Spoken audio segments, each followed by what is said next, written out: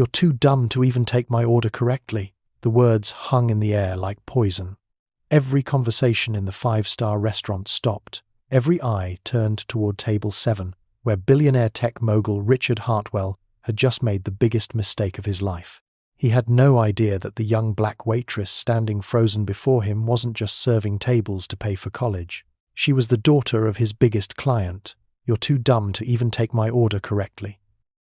The words sliced through the elegant atmosphere of Le Bernardin like a blade through silk, and in that moment, the entire universe of the Manhattan restaurant contracted to a single point of devastating cruelty. Richard Hartwell, his 3-0 Armani suit pristine and his platinum Rolex catching the amber light of the crystal chandeliers, leaned back in his leather chair with the casual arrogance of a man who had never faced consequences for his words. The young black waitress standing beside table 7, Maya, according to her nameplate, remained perfectly still, her order pad trembling almost imperceptibly in her elegant hands, while around them the low murmur of sophisticated conversation died like wind before a storm. Wealthy diners froze with wine glasses halfway to their lips, their eyes wide with the kind of shock that comes from witnessing something so fundamentally wrong that it rewrites the air itself. The businessman at table 3, who had been mid-laugh at his colleague's joke, found his mouth hanging open in disbelief. The senator's wife, adorned in pearls that cost more than most people's cars, clutched her husband's arm with white knuckles. Even the sommelier, trained in the art of invisible service, stood motionless by the wine station, his silver Tastavin glinting like a frozen tear. Maya's dark eyes, intelligent and deep as ocean depths, flickered once, just once, with something that might have been pain, before settling into a composure so profound it seemed to emanate its own gravity. She was 22, working her way through Columbia Law School, carrying dreams as vast as the city skyline visible through the restaurant's floor-to-ceiling windows. And in this moment she represented something far greater than herself. She was every person who had ever been diminished by someone who mistook cruelty for power.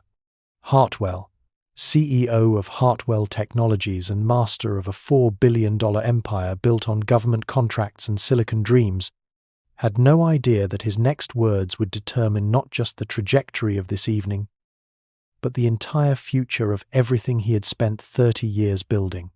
The restaurant held its breath.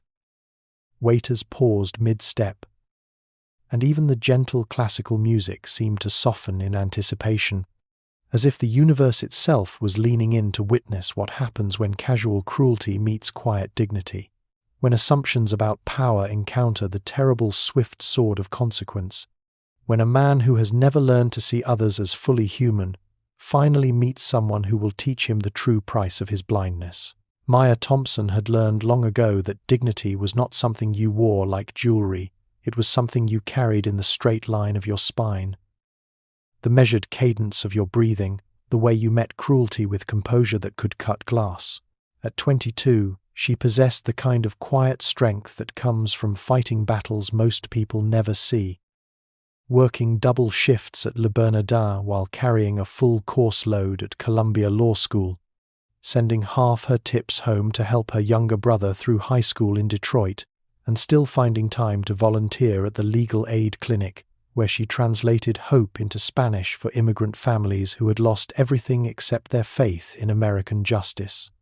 Her hands, steady now as she adjusted her grip on the order pad, bore the small scars of kitchen work and late-night study sessions, burns from steam tables, paper cuts from case law research, the calluses of someone who understood that every dream required payment in sweat and sacrifice.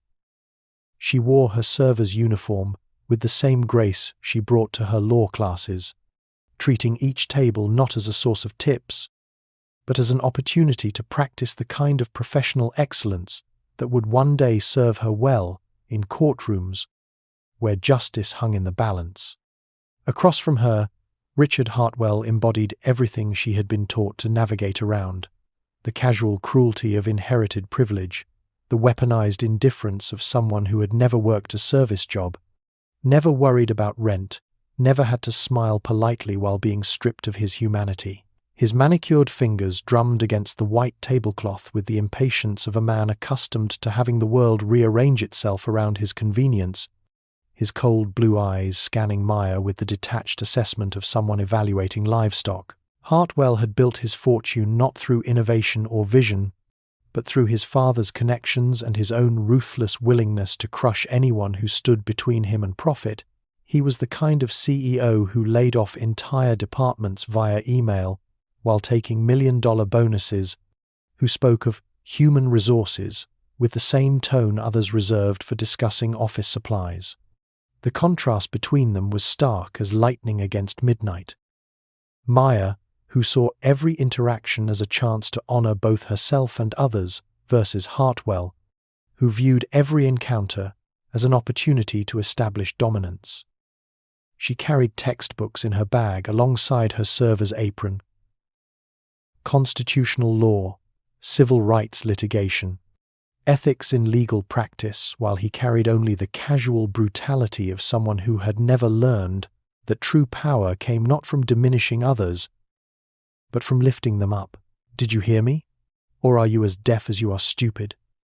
Hartwell's voice rose another octave, cutting through the restaurant's reverent hush like a chainsaw through a cathedral, and the collective intake of breath from the surrounding tables created a sound like wind rushing through broken glass.